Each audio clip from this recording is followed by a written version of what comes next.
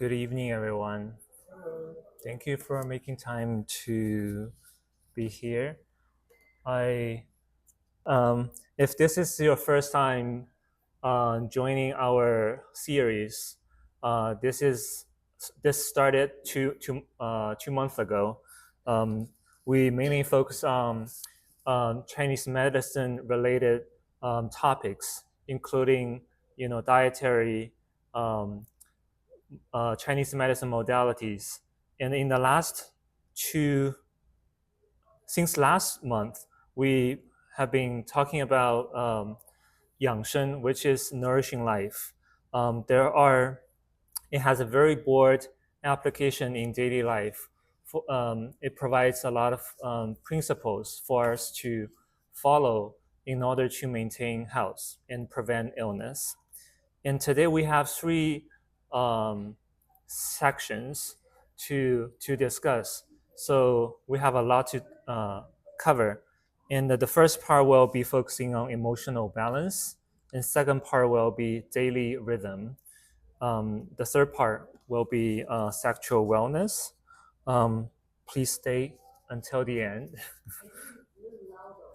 I'll get closer. Yeah. Um, So in terms of emotional balance, this is about our spirit. And in Chinese medicine, we use the term Shen. Um, Shen is, we translate it into a spirit, but it's really about our mental status. And Shen is also being used to describe, the god or mistress things. But in this context, in Chinese medicine, Shen is to describe our mental state. If we look at the the character in the middle, you see the left part is it look like a table or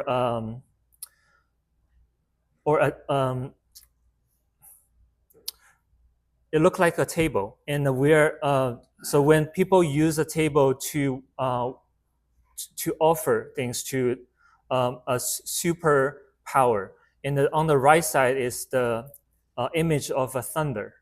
So this is where the original idea of Shen came from. In Chinese medicine, Shen refers to spirit. In our consciousness in the inner light, it governs our thoughts, emotion, sleep, and clarity. So when we are focused, when we are present, we describe somebody that has Shen or has spirit. When Shen is calm and rooted, we feel centered. When it is disturbed, we experience anxiety, insomnia, and emotional turbulence. And protecting the Shen is the highest form of self-care. And I remember in the last lecture, we talked about 形与神俱, which means in Huangdi Neijing, the textbook says the sage of high antiquity have the body and the spirit remain united. The body and the spirit, the form and the mind, right? So when they are united, this is the ideal state. And in this part, I think some of you might be familiar with 道德经 or Tao Te Ching. And Tao is the way of origin of all things in the universe, in the law governing their operation. While De is virtue, which is a concentrate embodiment of Tao, embodied in human affairs, in the conduct, which is a visible personal cultivation in the behavior in harmony with nature. And Confucius described virtue as medicine, and cultivating virtue is cultivating health. They are not two separate practices, but one unified path toward wholeness. And there are five key elements of nurturing virtue that we are going to talk about. And the first one is called 仁 in Chinese. It's the benevolence. Cultivating benevolence. Confucius says the benevolence live long. There are many benefits of cultivating benevolence. There are compassion towards self and others, deep empathy and understanding, meaningful connection, and the reduced stress and the inner peace. In Ren, this character is really, you see, um, the left part is the form, is the image of a people. And that's, if we divide it into two, if we look at the left um, only, and that's the character of people, human being. And the right side is the character for the number two. So that really emphasizes the relationship between two people. And that's about Ren, about benevolence. Number two is having open and a peaceful heart, living honestly with integrity, cultivating peace of mind, and finding emotional stability through openness. And in Chinese medicine, we say, open your heart. Have your heart qi, your heart energy to flow. So there's no obstruction. An open heart is not just a metaphor. And in Chinese medicine, um, emotional openness literally allow qi to circulate without obstruction. When we hold grudges or close ourselves off, stagnation follows. Cultivate spaciousness in your heart, and your body will thank you.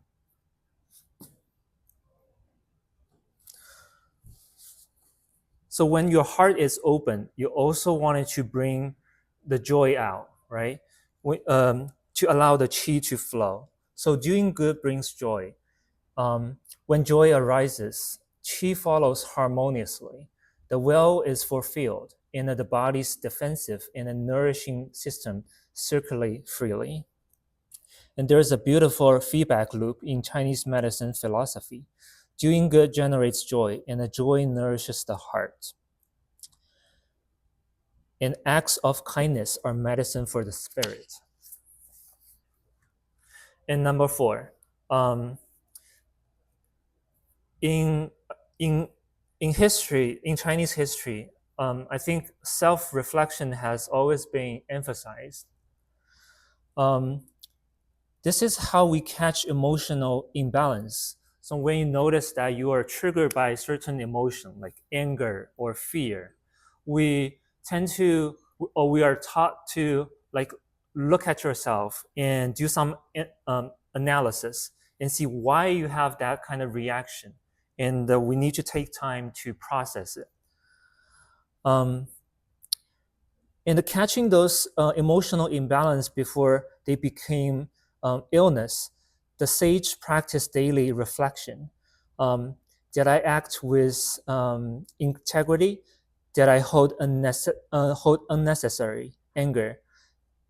This gentle self-examination keeps the spirit clear and mind honest. So I think this is very powerful. And this is the last of the five, which is the wisdom of less desire. And in Tao Te Ching it says, not eliminating desire, but reducing excessive attachment and endless craving. Embrace simplicity, hold to the uncarved block, and find freedom in wanting less.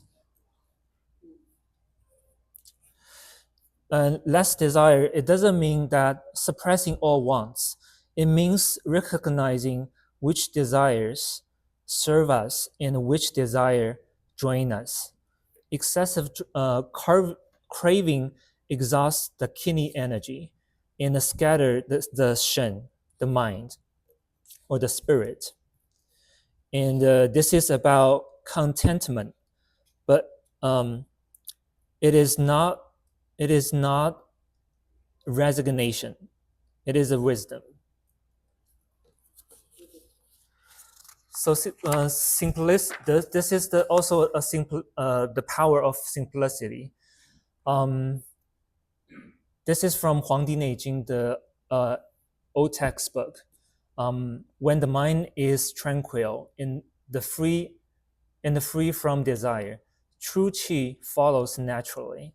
When the spirit is guarded within, how can illness arise? So this is beyond the physical level. It really emphasizes how we cultivate the internal force.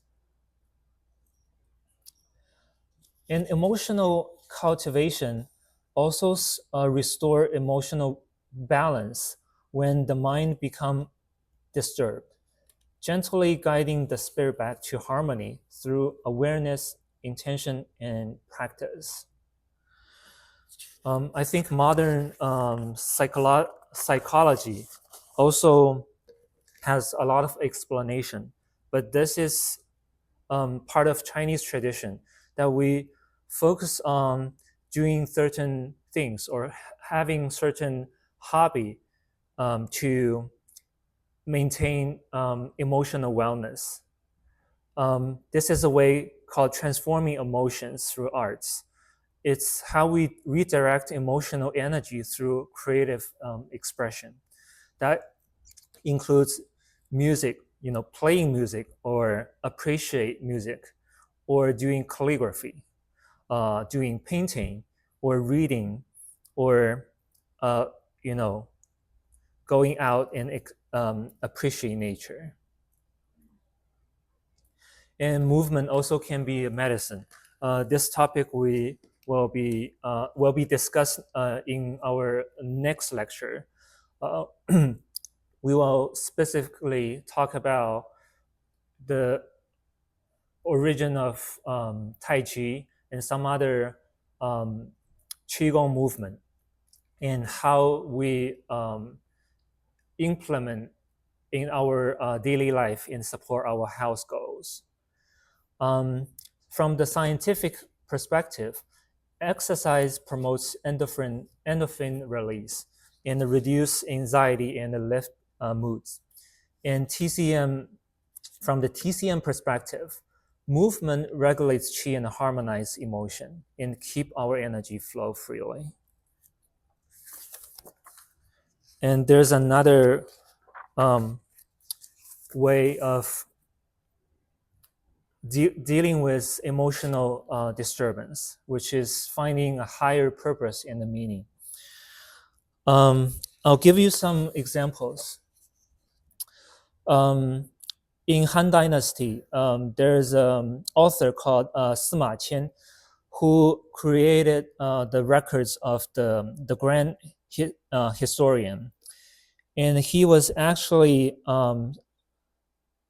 sentenced to imprisonment and castration. And he finished the book in the prison. And this is not, I couldn't even say like this is difficult or it's not easy. It's just too plain to describe. But this is how when somebody is suffer and he couldn't change the situation, but he still through doing things to live, to serve the humanity. And there's a similar example, which is the Viktor Frankl, who survived the concentration camps. And after surviving, he wrote a book about man searching for meaning. And I think these are all good examples of this way of maintaining emotional wellness. Also, emotion carries qi, And there are many daily practices for cultivating qi, like deep abdominal breathing or slow exhalation, exhalation exercise in the qigong movement in the meditation. Because the disturbance of emotion is basically a disoriented movement of qi. And these are the, in Chinese medicine, each organ has an association with an emotion. And the first one is joy in the heart. Joy belongs to the heart, and anger to the liver, worry to the spleen, sadness to the lung, and the fear to the kidneys. I'll give you some example. When somebody is very angry, they might have some pain in the rib area. They might have high blood pressure, right? And if someone is over worrying, like worrying about their family or worrying about um, not getting the result of something, they might not having they might not have a good appetite because their spleen is not functioning well. um, if someone is having sadness, they might have shortness of breath because their lung is weakened.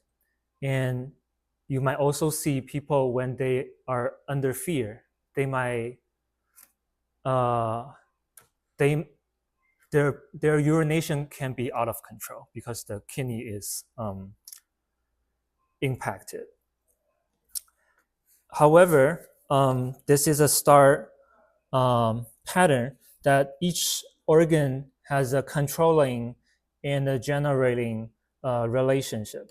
Here, I only include the controlling circle, which is, if we start with the fire, the heart, it controls sadness, and sadness controls anger, and anger controls worrying, and worrying controls fear. So sometimes one emotion can affect the other or to overcome the other one.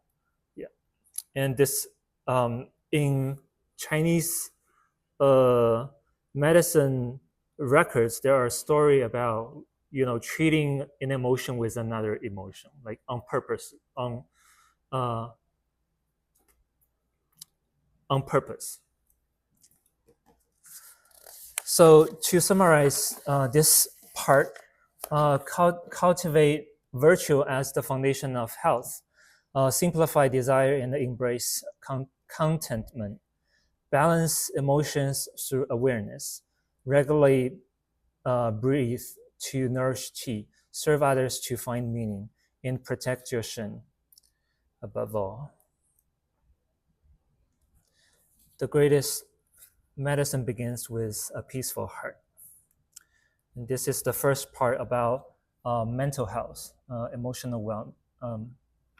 Yes, if you want to take a picture of this quote. Okay. The second part.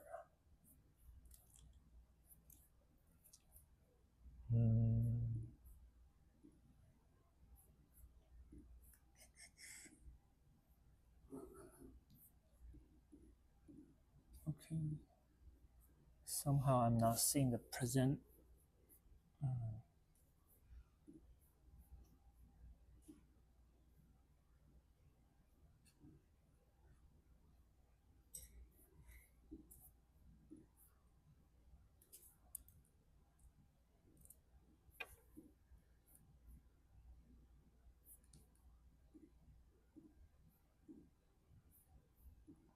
Okay, so, oh yeah, okay. So the second part is about daily living, or you can hear me, right? Okay. Lifestyle. Um, why do we need to cultivate health? why do we need to nourish our life? This is not just for longevity. It's also to have a better life quality. Um, our modern life moves very fast, and sometimes our body cannot catch, right? And we are paying a very we are paying the price. Things like poor sleep, chronic stress, irregular schedule, and excess screen time. They all tax our spirit and also physical body. Uh, in Huangdi Neijing, this has been mentioned in our last lecture.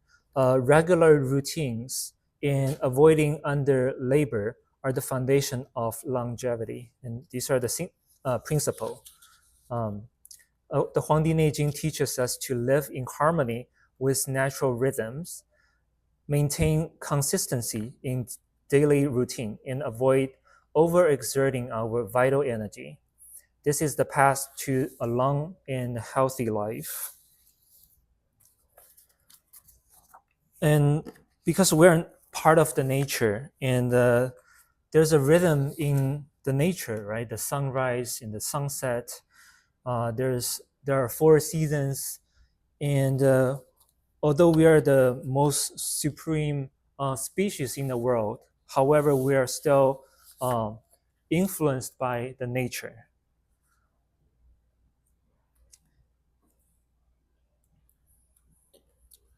Um, if there are many principles, but the first one and the most important one is follow the sun.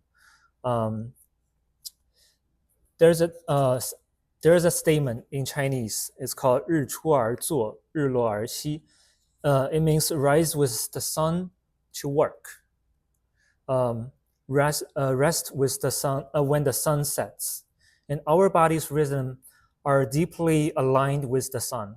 Morning, young energy rises. Ideally, it's for activity and creativity. As evening falls, the body naturally turns towards stillness and restoration. Aligning with yin and yang is the foundation of lasting health.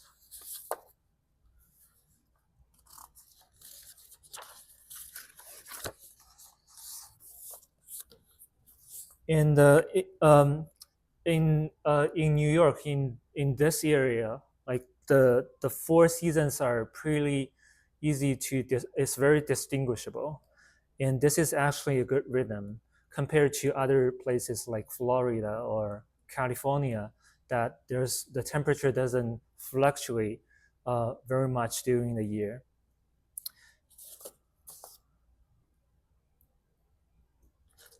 And in a day, there's also you know it's important to have a routine, whether you have a restful sleep or when to have a meal, and these do your best to keep those routine on a regular basis, and also having gentle movements every day. And sleep is the foundation of health. Um, I think many people might have been um, having sleeping issue, or not everybody have a good sleep every night, but sometimes it fluctuates. In Huangdi Neijing, when we rest, the body returns to the liver to be renewed. So that's why the sleep is very important, especially for the liver organ. And the liver works at peak around 11 p.m. to 1 a.m. Sleep is the body's most profound act of self-renewal.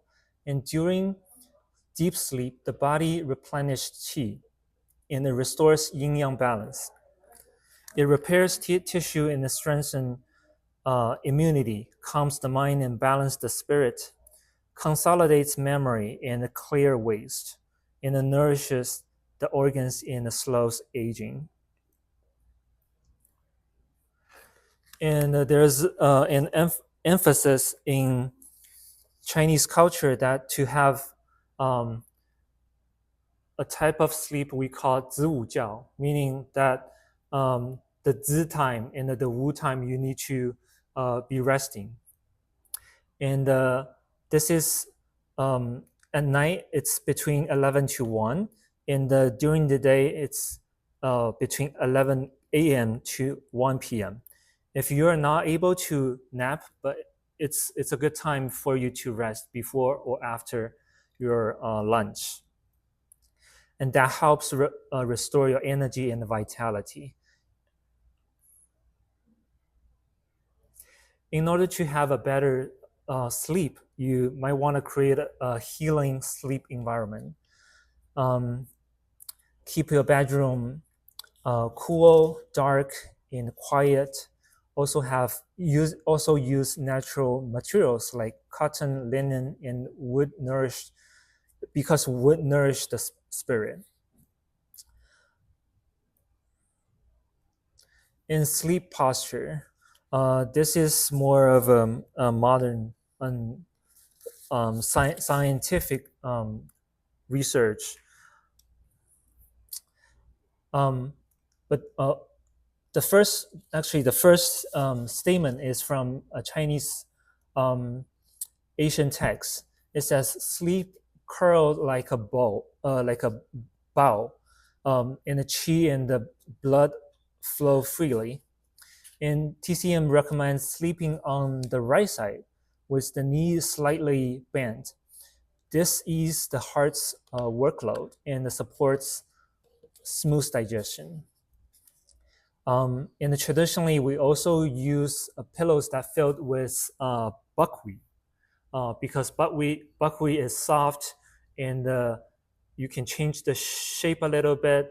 And also, it's cooling. It helps lower the temperature of your neck. Um, Usually, we need to avoid sleeping face down because that hurts the spine, and make sure the pillow heights also maintain a natural neck curve, and relax shoulders and neck before sleep. And I in my clinical work, um, I see people coming with neck pain, and most of the time what happens is that their pillow is too soft. And if you look back in Chinese history, those pillows that displayed in the museums, you see they are either made of wood or jade or ceramic, and they are very hard. So when you have a hard pillow, you will have a soft neck because your neck can be supported. When you have a soft pillow, and your neck can be stiff. So I think this sounds a little contra-intuitive, but this actually has a lot of scientific evidence behind it. There's other rituals you can do to support a better sleep. Do a gentle movement or evening walk before bed, maybe after dinner, and have a warm uh, foot bath, right, in the hot water or with some herbs or Epsom salt, or doing massage on the bottom of the feet, and that helps support your sleep. Uh, in our modern life, there are a lot of things can impact our sleep quality. If we eat too late, the stomach cannot rest, and then that will disturb sleep. And a lot of people might develop grinding their teeth, and that's also because of their stomach is not resting well. Um, Avoid coffee and tea. Also avoid using phone. This is a checklist. Um, um, Resting is important, but over resting is not good. It's like overworking is not good as well. Balance between labor and rest is the path to longevity. Um, according to Huangdi Neijing, health is not found in extremes. True vitality arises from harmony between activity and rest. Overwork depletes qi and exhausts the spirit. Excessive rest also weakens digestion and circulation. Mindful movement paired with rest restore balance. And there's hidden harm of prolonged sitting and lying. And prolonged sitting is very common nowadays. Um, that cause poor circulation, sluggish metabolism, and the joint deterioration and the cardiovascular strain. And also remember that we are from the nature, and that if we wanted to heal ourselves, we can also go back to nature. The mountains, the water, the stream, the trees, forest, doing gardening, they're all very therapeutic, especially when we are away from the natural space. We're not surrounded by those area. Um, you can also create a healthy home environment. Um, allow sunlight and warmth to come into the house. Allow fresh air and the ventilation. Having some plants, and also have a good humidity balance. This is to summarize.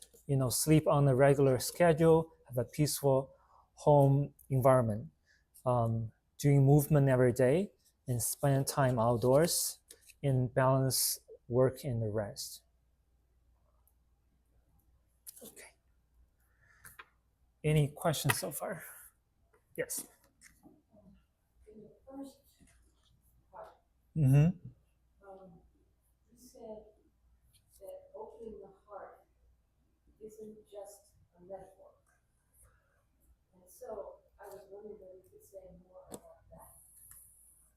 Um, yes, let's go to that. Um, the heart in Chinese medicine is more about the mind. It's actually not the organ. If we look at these characters, um, our ancestors are very wise, because when they create those characters, you can see. Um, I'll give you some background of these characters. You see, this part, the lower part, and the left part. That's the image. That's the character of moon, and they look like a moon. That's how they created. And the moon in Chinese uh, language, it also means flesh, meat. And all these organs has a meat part, but the heart doesn't. And also, if you look at the emotion, there are heart. The heart character, they're under in the lower part, but joy doesn't have it. I'll explain why they use that character for joy. But the heart is actually not a physical heart. It's the mind. It's the spirit. It's the inner. Um, I think you get it, right? So when we say open the heart, it's really not to exercise the heart, or like uh, it's really to have an internal, like, mentally, spiritually openness. In the character of joy, um, the bottom is that part is the mouth. In the top is actually drum. Um, if you have been to a Chinese wedding, you will see two joy right next to each other, and that means a lot of joy, right? People playing drum, they're happy, so that's double joy. So I think these characters are very, very, meaningful and gives us a lot of imagination. Yeah, sure. I have a question. Yes. In the beginning, you described the character for Shen. Mm-hmm. One side was Uh, lightning, but I didn't understand. yeah, the right, You side. said something about the table. Yes, um, the right side is the thunder. Right. Yeah, lightning. In the left side, imagine there are three legs. Three legs. Yeah, it's like a stool, but it's a table, and you put something over the table because you are offering it to a higher, uh, a supernature, a higher existence, right? And and they are doing it when they see the thunder. So this is a superpower, and they um, describe that as Shen. It's not, there's no physical uh, feature to it, but it's not just the thunder. It could be the sun, could be some other things, could be an earthquake, could be a lot of things. But they use the thunder as an example. So you cannot say, "Oh, it's just the thunder." It's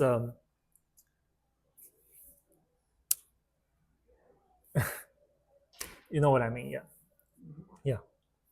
That's that represents the superpower. Yeah, yeah.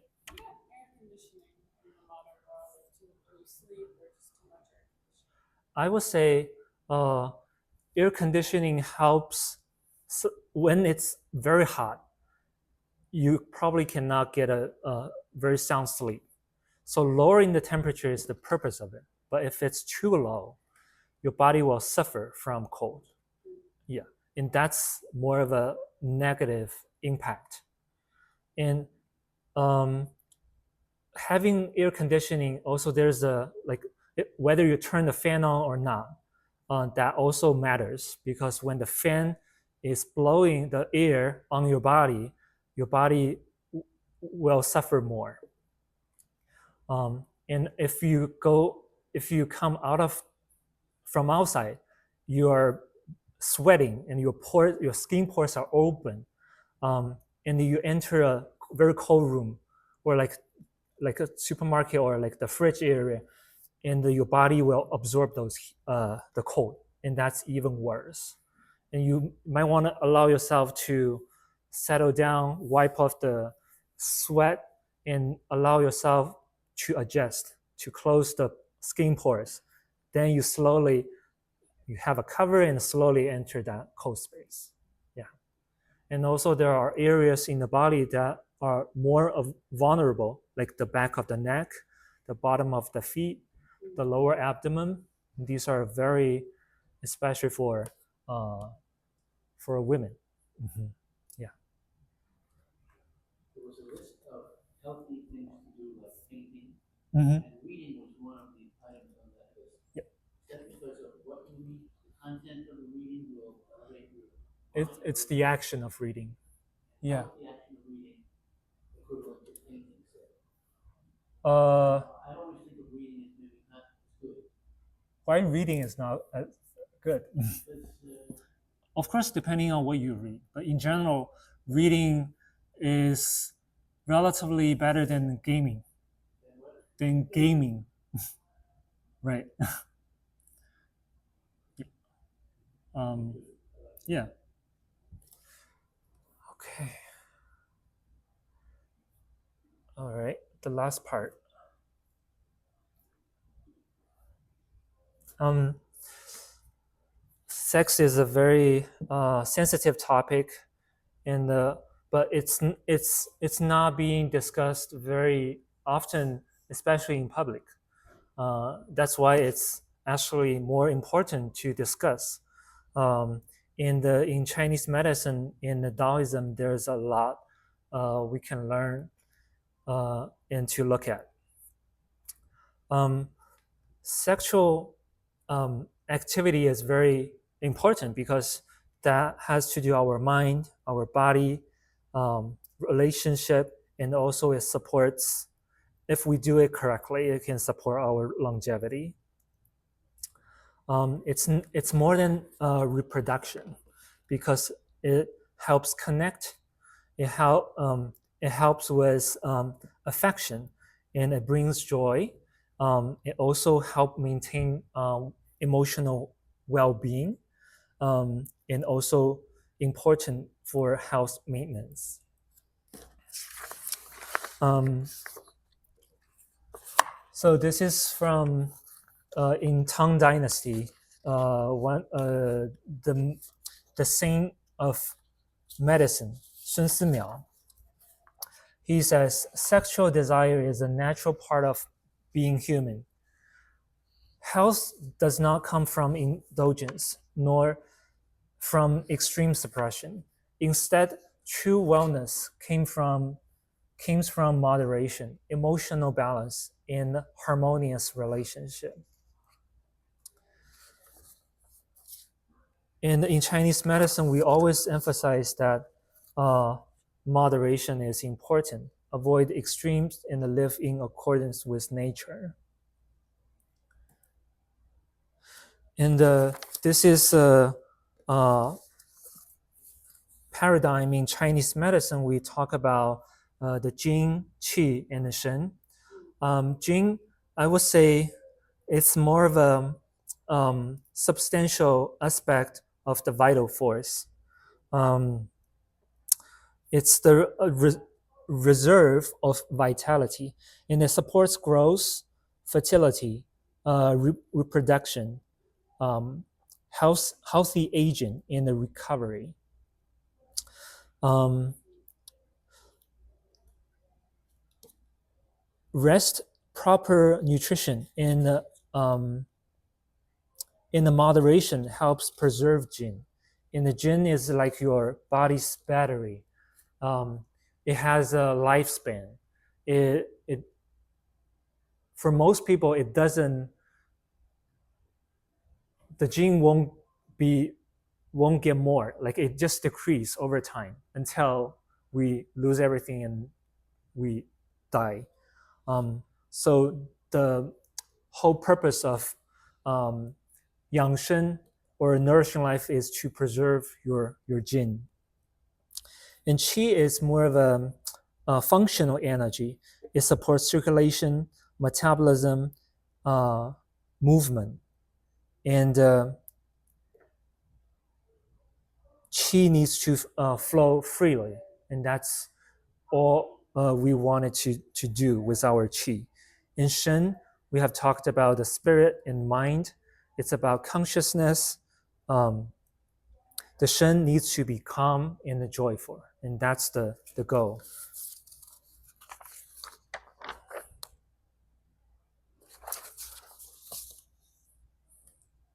In the first part, we talked about emotional wellness, and actually in sexual life and um, emotional wellness is is very important in sexual activity as well. In Huangdi Neijing, many illnesses arise from disturbance in the movement of qi. When the motion flow freely, qi moves smoothly through the body, supporting vitality and balance in all aspects of life. Having a healthy relationship supports better mental health, lower stress, and a better sleep, and also greater life satisfaction.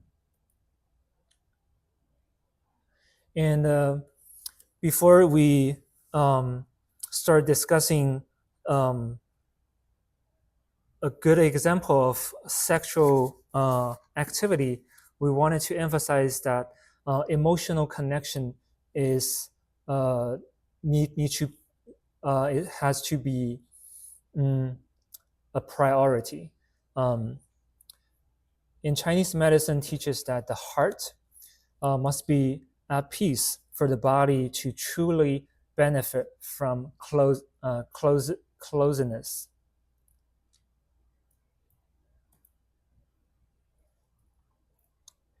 And also, timing is very important. Sometimes sex needs to be avoided, such as severe illness, fever. I think most people know, but exhaustion is something many people might ignore. Exhaustion includes mental exhaustion and physical exhaustion. A lot of time, uh, sexual activity happens before bedtime, but that's also a time that the body become more weaker, right? Because of a long day working, or you know, so that is actually need to pay more attention. Um, and when the body is recovering from illness, and that's also a crucial time to avoid sex and emotional distress. And we consider this is wisdom, not to have sex when the body is not ready, because when the body is vulnerable, having sex can cause even more injury to the body. Um, and alcohol also need to be avoided, um, because alcohol impairs judgment, uh, reduce sensitivity, and also disturb hormonal balance in the recovery. And in Chinese medicine, alcohol is um, alcohol is warm and is hot in nature and moves the qi. It invigorates the blood. It circulates the qi uh, out of the organ to the surface of the body, and also it attacks on the kidney and the liver. So having alcohol then going to sex is not recommended. In after sex, recovery and the restoration is very important. Um, Rest, sleep, relaxation. Make sure you allow the body to have time to replenish after sex, and that helps preserve vitality and support long-term health. And this is from Asian texts, which can be more um, comprehensive. Um, we consider there are seven depletions in A benefits that associate with sexual activity. Um, and these are also the things you need to consider when having sex. So the first one is obstruction. Sexual activity performed under tension, preventing the body from relaxing naturally. Excessive loss. Excessive loss of vital energy beyond the body's ability to recover. I'll give you an example. In excessive loss can be considered in the form of um, sweating. Sweating, over sweating is considered losing essence. In any case, not just in sex. In any cases, we consider spontaneous sweating or night sweats are a way is are examples of losing body essence. Um, Number three is exhaustion, physical and energetic exhaustion caused by excessive sexual activities, and that needs to be avoided. Against readiness, engaging in intimacy before the body has fully recovered or is ready. Agitation, sexual activity during emotional stress or anxiety, disturbing mental balance. Disharmony, lack of mutual harmony or ignoring physical and emotional readiness. Um, this is really um, actually in Chinese it's explained as one of the parties not willing to have sex, and if it is a forced sex, that can cause imbalance in of yin and yang. The last one is waste. Rushed and hurried sexual activity brings neither emotional satisfaction nor physical benefits. It simply wastes vital energy. But there are eight benefits. Um, Having sex helps regulate qi. It regulates breathing and calm the body energy. Natural arousal allow adequate arousal and natural lubrication. Proper timing. Choose the proper time according to the age, health, and season. Conserve energy. Preserve vital energy by avoiding excess. This is about moderation. Mutual harmony. Cultivate mutual comfort in emotional harmony. Build vitality. Allow the body to replenish in the strengthen vitality. Wait until full. So wait until the body has fully recovered. So thinking about the next time, like whether you are, whether you have enough time to allow your body to replenish. Um, um, William, before the lecture, William asked how frequent sex is recommended, but this is being asked by many people. Um, Everybody is different, so how fast you recover determine how frequent you can have it. Maintain balance, maintain emotional balance, and avoid impulsive behavior and excessive sexual indulgence. Moderation, I cannot emphasize more. Um, Desire should neither be indulged excessively or nor completely suppressed. And balance is the foundation of health in Chinese medicine. So this is question for ourselves. Um, After sex, are we sleeping well? Do we feel energized? Is our mood stable? And if the answer is yes, and your body is in balance. And I think we have talked about this already, but I wanted to just summarize with this slide. Um, Avoid extreme environmental conditions, things like thunder, earthquake, or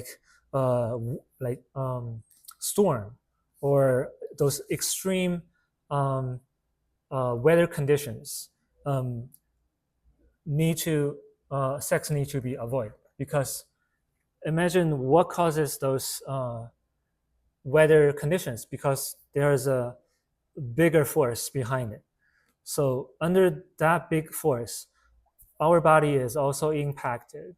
So we need to avoid those activities.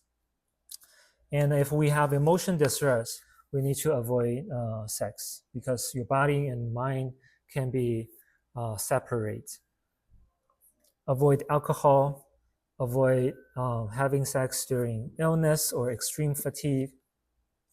And also important to know during menstruation, pregnancy, and even postpartum, uh, the first 30 days of after giving birth, and this time need to avoid sex, because the body is vulnerable. Also, the body is preparing themselves for something else, having a baby, right? Circulating, the menstrual blood, or like recovering from giving birth. So sex cannot be performed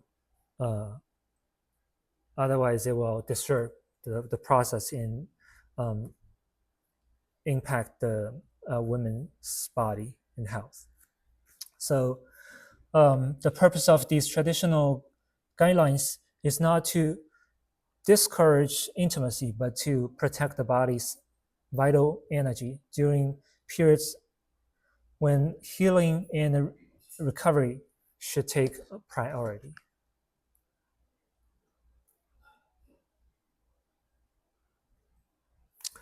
I think this is the last page. Yeah.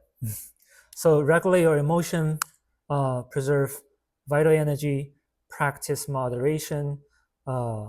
Recovery is the best measurement, and also follow nature and respect the body's needs.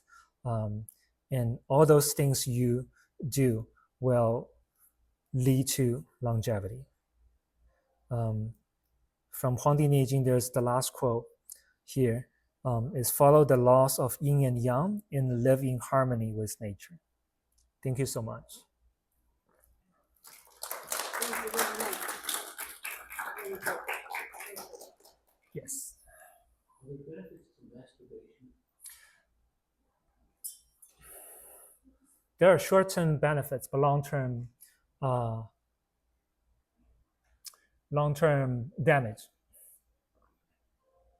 That's the short answer. Say it again. There's short-term benefit because that kind of if somebody masturbate because they have desire, right? That serves the purpose of their mental needs. That's the short-term benefits. But long-term, if they don't have a partner, they don't have a healthy relationship, and that process will generally gradually develop their body essence. And I think I mentioned last time, there's no yin yang transformation in the process of masturbation. So that's a mind body separation as well, because you're not interacting with a person, a living being. Everything is in the brain, like imagining, right?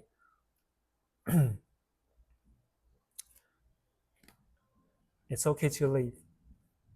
Thank you for being here. Thank you. Yeah.